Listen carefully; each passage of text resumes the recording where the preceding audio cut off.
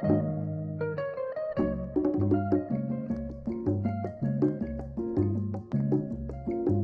na ngai kongo lelo kongo monene lelo vraimen tomoni na miso na ndenge mboka kongo ebongi bandeko na ngai oyamba lelo losako na ngai mpona unité oya kongo tolanda mibeko mya lumumba ekisasa na bwasa toyokana. Bonjour à tous et bienvenue dans votre nouvelle émission Voir l'Afrique avec les yeux du futur. Alors aujourd'hui on va aborder un sujet extrêmement polémique et pour cela je vais commencer par vous énoncer un théorème que j'ai inventé qui est le théorème de Brundtland. Donc on va découvrir plus tard de quoi il s'agit. Alors je vous livre ce théorème. Étienne est à Paris, ferme son appartement et met l'alarme. Il vérifie sur son iPhone 14 qu'il a bien son e-billet. Et c'est parti pour l'aéroport en Uber. Depuis départ de Paris pour Addis Abeba. 5789 km en Airbus A220-300. Enfin arrivé, il se pose au Inter Luxury Hotel et profite quand même du spa. Le lendemain, Étienne loue un 4x4, Mercedes diesel, 6 cylindres en ligne, pour se rendre directement, car la situation est grave, au village de Guiche, dans le parc naturel du Simienne. C'est reparti pour 758 km. Enfin arrivé, Étienne est venu expliquer à Ménélique, un agro-pasteur vivant dans le parc, qu'il doit partir. Et oui, car il détruit l'environnement. Les agro-pasteurs vivent pourtant ici depuis des centaines d'années en harmonie avec la nature. Donc, théorème, la question que je vous pose, vous avez 2 heures pour y répondre. Quel est l'imbécile, Étienne ou Ménélique? Et ce théorème a pour but de dénoncer quelque chose que j'ai récemment inventé, on pourrait dire, un terme que j'ai inventé et qui pose un problème justement quant au devenir de l'Afrique. Et ce terme, je l'ai inventé récemment, c'est l'écolonialisme. Donc une contraction entre écologiste et colonialisme. Et pourquoi j'ai inventé ce terme? Parce que dernièrement, donc, j'ai lu le livre de Fior Longo, très intéressant, qui s'appelle « Décolonisons la protection de la nature en défense des peuples autochtones ». Alors ce livre, c'est un véritable pamphlet contre la pensée écolo-bobo mondialiste, internationale, et qui justement a fait naître en moi ce terme décolonialisme, et on va essayer d'en toucher quelque part la réalité. Alors si on veut commencer par une définition simple de ce qu'est l'écolonialisme, c'est, on pourrait dire, la nouvelle forme de l'impérialisme occidental, développée par quelques penseurs modernes pour perpétuer, après la traite négrière, le colonialisme, le néocolonialisme, une politique raciste et eugéniste afin d'imposer une politique de zooification des pays du Sud global. Et je reviendrai sur ce terme. Alors qu'au début du XXe siècle, nous, les peuples civilisés, mettions des Africains dans des zoos humains, à l'occasion des expositions coloniales ou universelles, aujourd'hui c'est l'ensemble du continent africain que l'on transforme en zoo, mais cette fois en éliminant les êtres humains, pour que nous, toujours si civilisés, puissions jouir de la nature sauvage, dans les aires protégées des Africains, et contempler la nature et les animaux sauvages dans toute leur splendeur non souillée de la civilisation. Alors, à ce titre, l'auteur de ce livre, Décolonisons la nature, Fior Longo, fait référence au documentaire qui est presque irréel quand on le regarde, qui s'appelle Zoo humain, l'histoire oubliée du racisme scientifique en Amérique. Donc c'est un film que je mettrai en lien et qui est disponible donc, sur Internet. Un film de John West, donc, qui est une preuve, s'il en fallait encore, de l'abîme qui sépare l'illusion de notre propre supériorité et de l'inhumanité qu'elle engendre.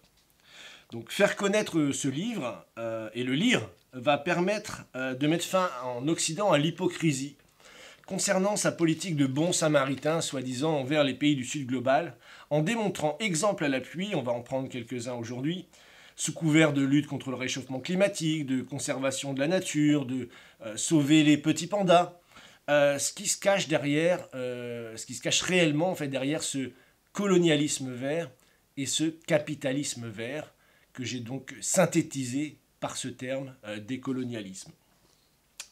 Et tout ça a une histoire. On peut remonter de Malthus à Theodore Roosevelt et de Obama à Charles III aujourd'hui. Donc on va essayer de redévelopper cette histoire. D'abord, qui est Malthus, qui est l'inventeur du malthusianisme, cette idée que la Terre est surpeuplée, particulièrement dans les pays du Sud, et qu'il faut donc contrôler. Que dit Malthus? Dans un essai qu'il a écrit à la fin du 19e siècle, je cite: « Tous les enfants qui naissent au-delà du nombre nécessaire pour maintenir la population à un niveau souhaité doivent nécessairement périr, à moins que les adultes ne meurent pour leur laisser la place. Il faudrait donc favoriser la mortalité naturelle au lieu de tenter vainement et sottement de la freiner. Et si le retour trop fréquent de la famine nous effraie, nous devrions avoir recours pour la prévenir à d'autres moyens de destruction. Loin de recommander aux pauvres la propreté, nous devrions favoriser des habitudes contraires. Nous devrions surtout refuser les remèdes spécifiques qu'on oppose aux maladies dévastatrices. Et notre réprobation engloberait ces hommes bienveillants mais catastrophiques qui croient avoir rendu service à l'humanité en faisant des plans pour extirper certains maux. » Donc voilà, ça c'est une citation de Malthus qui est, disons, qui plante le décor, faut être honnête. Alors ça, vous me direz, voilà, c'est une certaine époque. Donc la pensée malthusienne, c'est une pensée anti-humaine, antinataliste, et nous le verrons, nombreux sont parmi nos dirigeants qui s'en revendiquent encore aujourd'hui. L'histoire que raconte Fiorlongo dans son livre est celle d'une élite oligarchique qui, se croyant civilisée, se fixe deux objectifs prioritaires: civiliser les primitifs et sauver la nature sauvage. Cette prétention à la supériorité des races n'a d'égal que la barbarie des politiques mises en place pour atteindre ces deux objectifs, l'infâme mission civilisatrice. L'auteur donc se concentre sur l'héritage raciste américain, et nous allons parler dans quelques minutes de Theodore Roosevelt, mais faisons d'abord un petit tour par la France, qui n'a pas été en reste sur ce genre de théorie nauséabonde. Mentionnons quelques noms. Georges Vacher de Lapouge, 1854-1936. Théoricien de l'eugénisme, engagé en faveur du contrôle des naissances, et c'est lui qui traduira en français un livre ô combien célèbre par son horreur, en 1926, The Passing of the Great Race, donc de son ami et de son correspondant Madison Grant, donc grand ami de Theodore Roosevelt, et qui considérait toute forme d'immigration comme une menace pour la race blanche. Et l'auteur de préciser que cet ouvrage de Madison Grant, The Passing of the Great Race, était considéré par Hitler comme sa Bible et par Theodore Roosevelt comme un livre fondamental. Theodore Roosevelt, président des États-Unis. Donc voilà, revenons à Georges Vacher de Lapouge, qui lui est professeur de sciences politiques, qui donne des cours en France à l'époque, à l'université, sur le thème « L'arien, son rôle social ». Je cite Georges Vacher de Lapouge pour vous donner une ambiance de l'époque. « Il n'y a donc pas de droit de l'homme, pas plus que du droit du tatou à trois bandes ou du gibbon syndactyle, que du cheval qui s'attelle ou du bœuf qui se mange. L'homme, perdant son privilège d'être à part, à l'image de Dieu, n'a plus de droit que tout autre mammifère. L'idée même de droit est une fiction. Il n'y a que des forces. Les droits sont de pures inventions, des transactions entre puissances égales ou inégales. Dès que l'une d'elles cesse d'être assez forte pour que la transaction vaille pour l'autre, le droit cesse. Entre membres d'une société, le droit est ce qui est sanctionné par la force collective. Entre nations, cette garantie de stabilité fait défaut. Il n'y a pas de droit contre la force, car le droit n'est que l'état créé par la force et qu'elle maintient latente. Tous les hommes sont frères, tous les animaux sont frères, mais être frère n'est pas de nature à empêcher qu'on se mange. Fraternité soit, mais malheur aux vaincus. La vie ne se maintient que par la mort. Pour vivre, il faut manger, tuer pour manger. » Donc voilà Georges Vacher de Lapouge, professeur de sciences politiques en France au début du XXe siècle, qui développait ces théories. Et son célèbre ami, Monsieur le comte Arthur de Gobineau, 1816-1882, donc diplomate, contemporain de Darwin, et qui publiera son fameux essai sur l'inégalité des races, à la même époque que Darwin à peu près, et donc y mettant comme son ami l'Arien au sommet de la hiérarchie des races qu'il faut à tout prix éviter de corrompre. Alors notons qu'il y a eu de la résistance, et en particulier par des penseurs, des intellectuels, des hommes politiques, et en particulier un qui s'appelle Joseph Anténor Firmin, donc qui était haïtien, de Haïti, qui avait publié, lui, en 1885, de l'égalité des races humaines. Donc il y avait déjà ce combat humaniste versus cette élite oligarchique à l'époque. Alors, tu me diras, c'est le passé, mais le passé se répercute, et aujourd'hui, tous les esclaves ne sont pas enchaînés derrière une hutte. Voilà, ça c'est une citation de Esclave 2000, que je vous conseille de réécouter, une chanson de l'album Touche d'espoir d'Assassin, donc qui est probablement un des meilleurs albums de rap français, et cette chanson en particulier, Esclave 2000, qui nous raconte qu'il y a encore des esclaves aujourd'hui sur cette terre et peut-être même dans ton pays, des personnes qui ont de vie ou de mort sur d'autres, autrement dit, droit de propriété sur autrui. Voilà, donc vous écouterez cette chanson. Alors, l'esclavage moderne, revenons-y, imposé par ce colonialisme et ce capitalisme vert, n'est que la version moderne, en fait, du malthusianisme, dont on a vu un petit peu le fond de la pensée.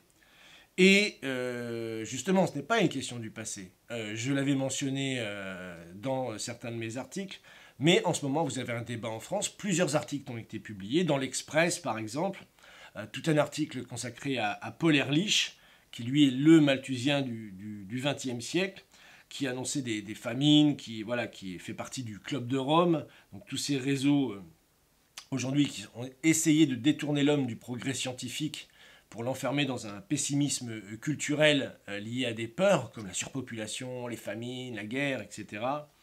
Et qui est l'auteur du fameux livre La bombe P, donc la bombe population pour démographie, on traduirait en France, qui a été publié en 1968.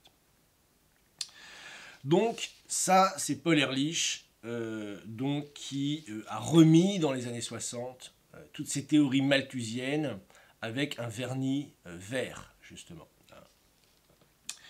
Et je rappelle que même l'Express le mentionne, Paul Ehrlich voulait tout simplement diffuser des produits stérilisants, carrément dans l'eau, comme Malthus, il ne faut pas de médicaments, il faut que les pauvres meurent. Donc lui, il voulait stériliser, mettre des produits stérilisants dans l'eau courante et dans les aliments de base, et proposer donc, si vous voulez, que en Inde, tous ceux qui avaient plus de 3 d'enfants se faisaient stériliser. Lui-même a organisé sa propre vasectomie, publique. Donc voilà, pour montrer l'exemple, on va dire. Et donc voilà, donc c'est tout à fait moderne. Et enfin, je rappelle, pour citer la France sur cette question du malthusianisme, de cet écolonialisme qui se développe, qui est le sous-jacent. Emmanuel Macron, Nicolas Sarkozy d'abord, en 2016, la communauté internationale prenne en main le premier problème de la planète, qui est celui de la démographie. La réalité de l'Afrique, c'est qu'une démographie trop forte pour une croissance économique trop faible. Croissance économique trop faible, je demanderai à qui la faute ? À qui la faute ? Emmanuel Macron, Nigeria 2018, quand vous êtes un pays pauvre où vous laissez la démographie galopante, vous avez 7 ou 8 enfants par femme, vous ne sortez jamais de la pauvreté. Voilà. Donc c'est clair que cet esprit malthusien fait partie des élites oligarchiques qui nous gouvernent. Donc le problème n'est pas la surpopulation, c'est le sous-développement qui est organisé par cette puissance économique. Et c'est ça que le malthusianisme ou les colonialismes essaient de cacher par cette idée de surpopulation. Enfin, j'aimerais juste prendre 2 exemples, 2 chiffres, pour mettre fin au débat sur la surpopulation en Afrique, parce que depuis que je suis petit, je vois des images à la télé où les gens meurent et on dit qu'ils sont trop nombreux. Prenons 2 chiffres, tout simplement, je dirais d'un point de vue scientifique. Donc, le Gabon, qui est plus grand que la Grande-Bretagne, par exemple. Gabon, 266 000 km², Grande-Bretagne, 209 km². Donc le Gabon est plus grand que la Grande-Bretagne. Et si le Gabon était un pays de l'Union européenne, il ferait partie des 10 pays les plus grands, devant Royaume-Uni, Autriche, Grèce, Danemark, Pays-Bas. Pourtant, la population est de 2,5 millions, un peu moins, 2,5 millions. Celle de la Grande-Bretagne, 66 millions. 33 fois la population du Gabon. Donc, je ne sais pas là où il y a surpeuplement, mais ce n'est pas au Gabon. Deuxième exemple, la RDC, République démocratique du Congo, 2,5 millions de kilomètres carrés, contre la France, 550 000 km². 5 fois, la RDC est 5 fois plus grande que la France. Pourtant, la population de la RDC est d'environ 90-95 millions et celle de la France de 67. Donc, encore une fois, quand on parle de surpopulation, pourquoi ne pas montrer les rues de Londres ou de Paris plutôt que des pays africains? Mais revenons aux exemples concrets des colonialismes. Fior Longo consacre toute une partie de son livre donc à Theodore Roosevelt, l'histoire du conservationnisme, l'UICN et toutes ces institutions. Et donc sans vous révéler tout ce qui est dit dans ce livre, parce qu'il faut vraiment le lire, il est vraiment passionnant, on va quand même citer John Muir. Donc c'est l'homme qui a créé justement, qui a conduit à la création des premiers parcs naturels aux États-Unis et fondateur du toujours très actif Sierra Club. Donc basé sur un concept erroné de wilderness, ce qu'on appelle la nature sauvage, les premiers parcs naturels vont être créés aux États-Unis. Donc je cite l'auteur pour une fois. Yosemite, donc déclaré aire protégée en 1864, puis parc national en 1890, Yellowstone, pour le plus connu aux États-Unis, 1872, et Glacier, 1910, ont été créés sur des terres habitées par des peuples autochtones nord-américains qui ont ensuite été forcés de les quitter et à vivre dans la pauvreté. Donc voilà pour la nature sauvage. C'est donc Theodore Roosevelt, président des États-Unis de 1901 à 1909, qui jouera un rôle essentiel dans la mise en place du racisme scientifique rebaptisé conservationnisme. Je cite, toujours l'auteur. Durant sa présidence, il créa 15 forêts nationales, 51 réserves fédérales d'oiseaux, 4 réserves nationales de gibier, 5 parcs nationaux et 18 monuments nationaux sur plus de 230 millions d'hectares de terres publiques, sans aucune considération pour les peuples autochtones qui y vivaient. Fin de citation. Mais évidemment, derrière cela se cache le grand chasseur, parce que oui, Theodore Roosevelt était un grand amateur de chasse, d'où sa passion pour les animaux probablement. Et le plus beau et le plus grand des terrains de chasse, le plus sauvage, c'est évidemment l'Afrique. Ainsi, on apprend, et je remercie l'auteur, parce que je ne connaissais pas ce film qui est absolument extraordinaire, enfin qui est un film, un court-métrage de 13 minutes environ, que je mettrai en lien, parce qu'il est disponible sur Internet, et qui s'appelle Roosevelt in Africa. Je précise, c'est Theodore Roosevelt, début du XXe siècle, et pas Franklin Delano Roosevelt, qui lui s'est battu contre l'impérialisme et le colonialisme. Donc, Roosevelt in Africa, donc, où on voit Theodore Roosevelt, donc son périple africain, à dos d'Africains, parce qu'il faut voir quand même que il est porté sur les épaules des Africains pour traverser les passages un peu difficiles, parce que vous comprenez bien, c'est un aventurier, mais il a ses limites.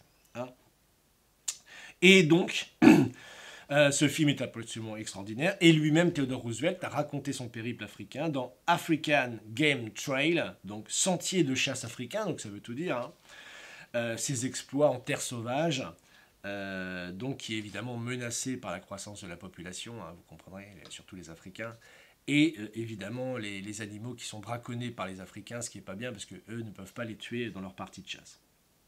Donc ainsi, c'est très intéressant, pardon, parce qu'on retrace de Malthus à Theodore Roosevelt, et on va remonter jusqu'à Obama aujourd'hui, puisque Obama a prêté sa voix à un documentaire sur Netflix, qui s'appelle Parcs nationaux, ces merveilles du monde, où justement vous traversez les plus beaux parcs nationaux de la planète, et particulièrement en Afrique, et vous ne voyez strictement aucun être humain.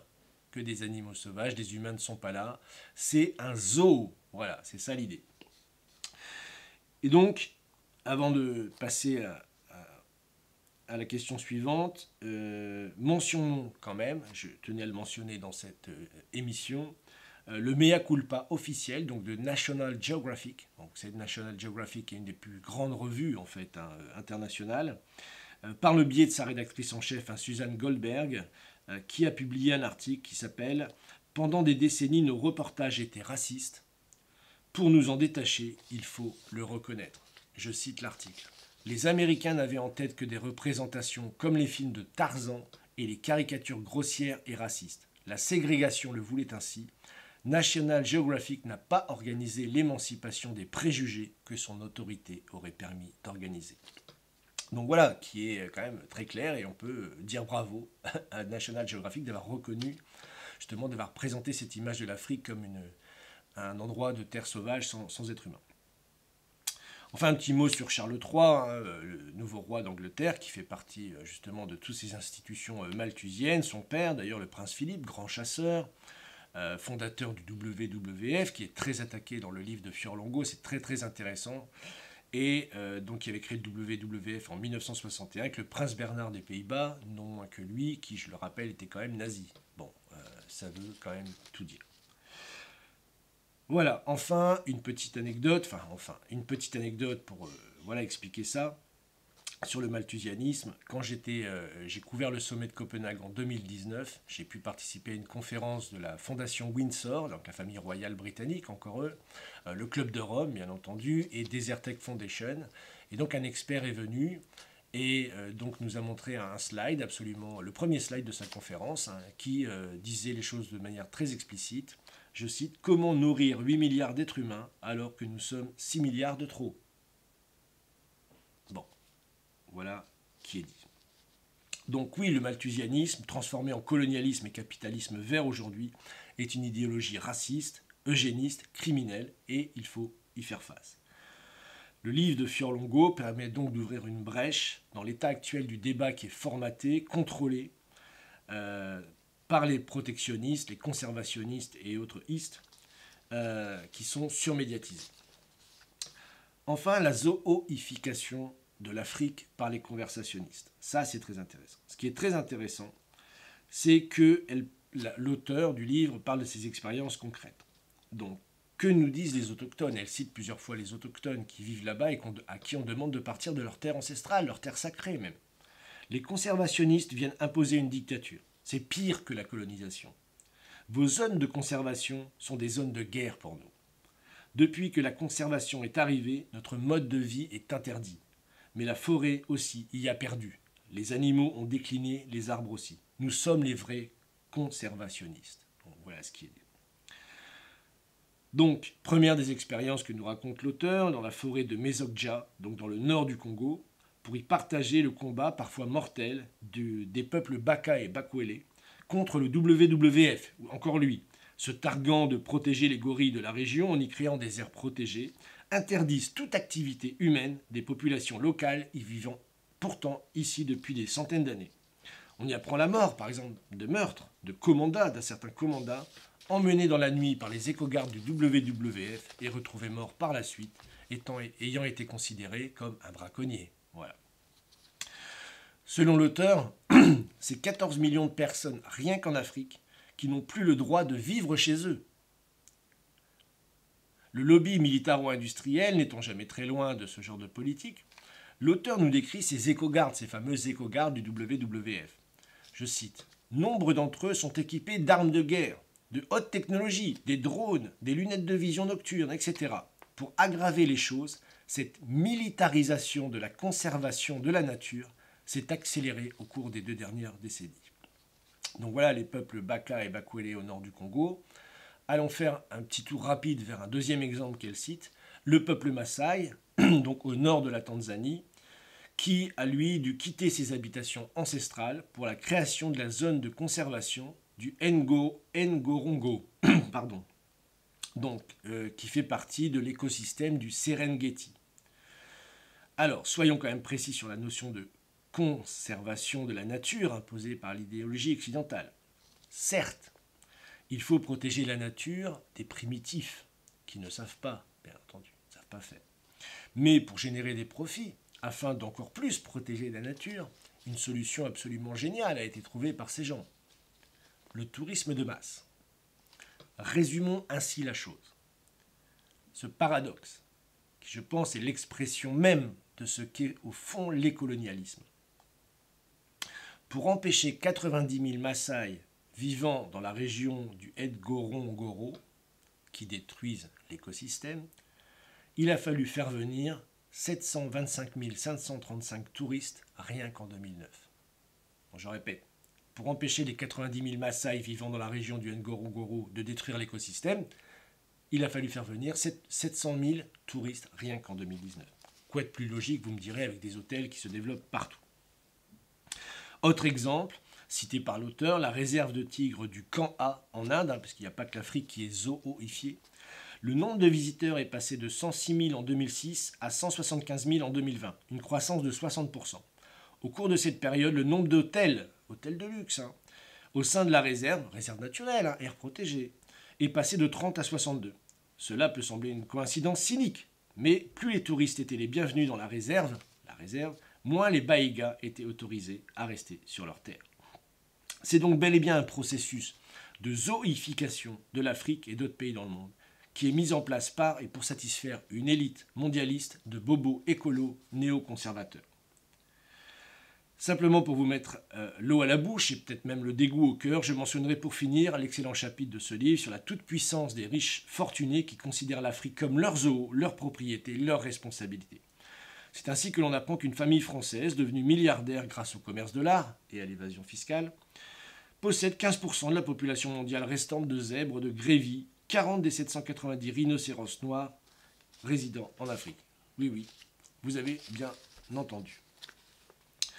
Donc en comprenant les rouages du colonialisme et du capitalisme vert tels que décrits dans cet excellent ouvrage, vous vous autoriserez à retrouver une part d'humanité pour commencer à résister contre les préjugés racistes qui nous ont été bercés depuis notre enfance et qui, selon notre âge, ont été Tarzan, le livre de la jungle ou encore le Roi Lion.